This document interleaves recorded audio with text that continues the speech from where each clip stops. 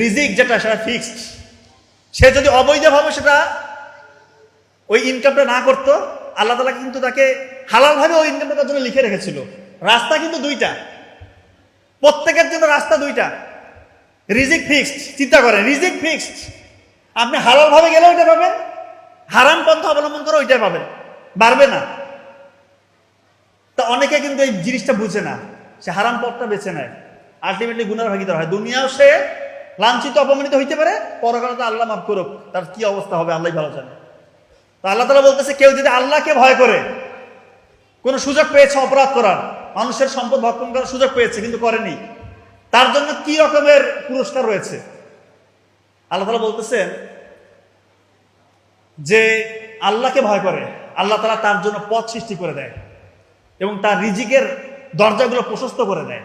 কোথায় থেকে রিজিক আসবে সে চিন্তা করে মিলাইতে পারবে না।